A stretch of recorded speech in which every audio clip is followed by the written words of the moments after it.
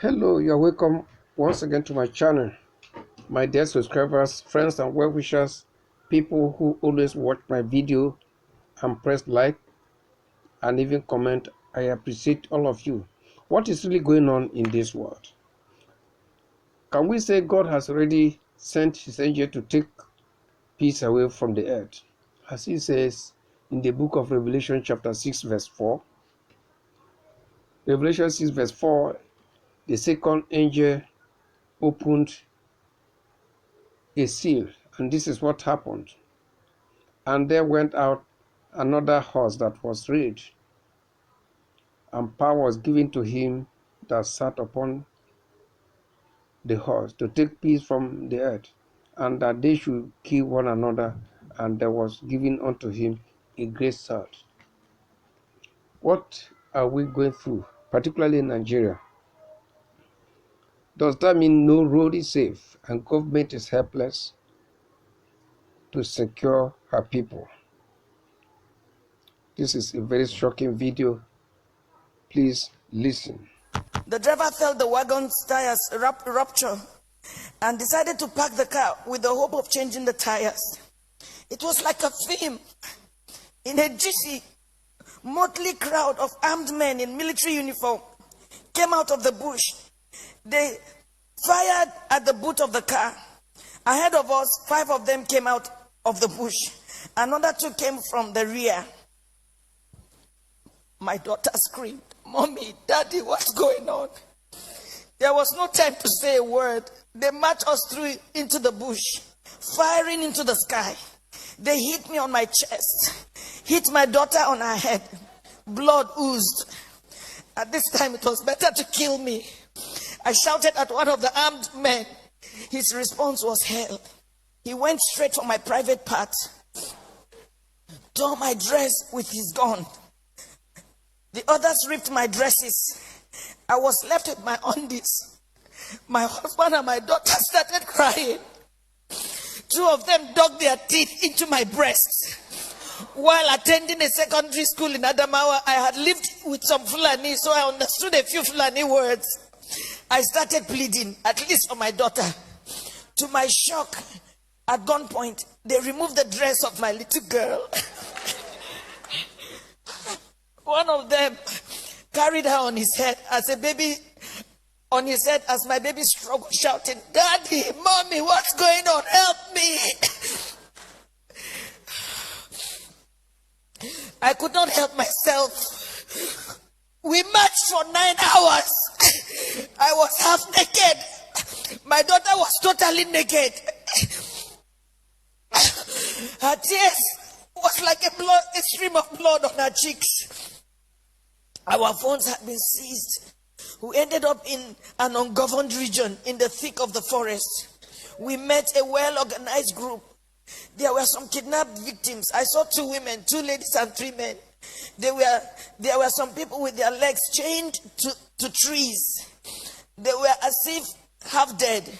We were separated. I was separated from my husband. My daughter was taken away. I only heard her screaming intermittently. I did not know what they were doing to her. These men, now about 2 dozen, had a full kitchen. They had a huge camp and a traditional medical team. How can they say they don't know where these people are? How can they say that? But the camps appeared isolated from each other. We had noises afar, indicating it might be nuclear settlements of camps. Right in my presence, I saw them pack the remains of a woman. They took her and buried her a few meters away from us. She had tribal marks. I cannot describe the agony of 6 days in captivity in this little piece. I cannot talk about how they asked my husband to choose between myself being raped or his daughter being raped. My husband broke down in uncontrollable tears. One of them hit him saying, "Yoruba bastard, you dey cry, idiot." They now gave him an option that he should be raped by one homosexual among them, My husband, a devout Muslim. My husband is a devout Muslim. He told them that homosexual and rape of any kind was against Islam. They hit him with a butt of AK-47. What do you know about Islam? You can imagine, you are being asked to choose between being raped by a homosexual, your daughter just 9 years old, or your wife being raped. They gave the fourth option. If you fail to choose one, we would rape your daughter, rape you, the man, and rape me, the wife.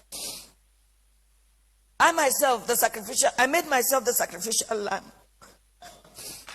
My husband begged, saying they should name any price. One of them asked him to bend down. 3 beastly criminals sat on his back, jumping until he was too weak to stand.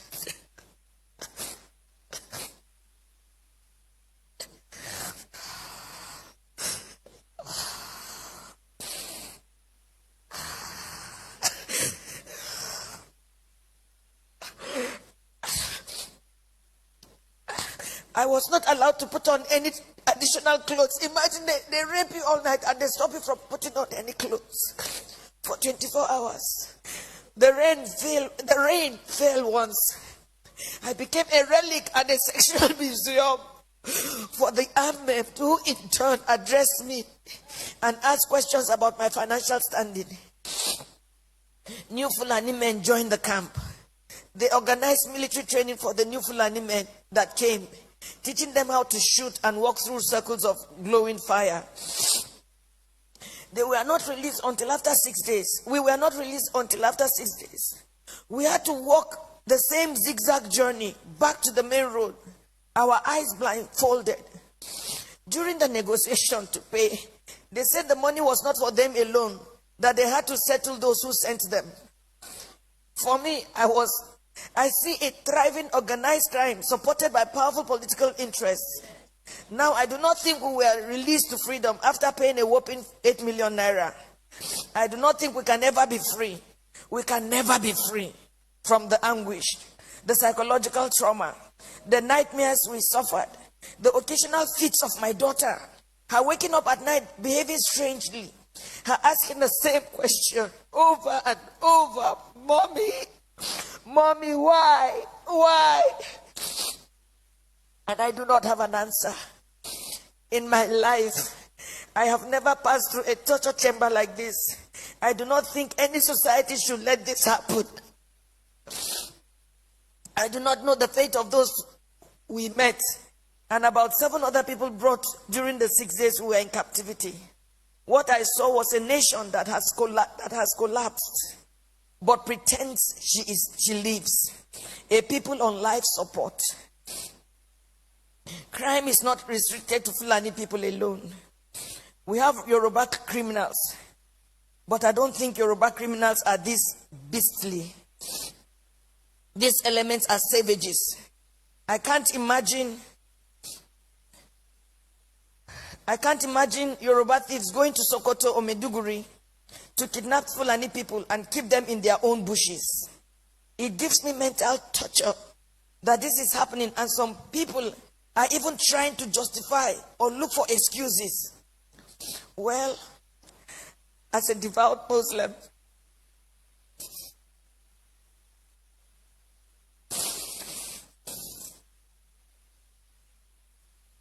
myself and my family have taken solace in Allah.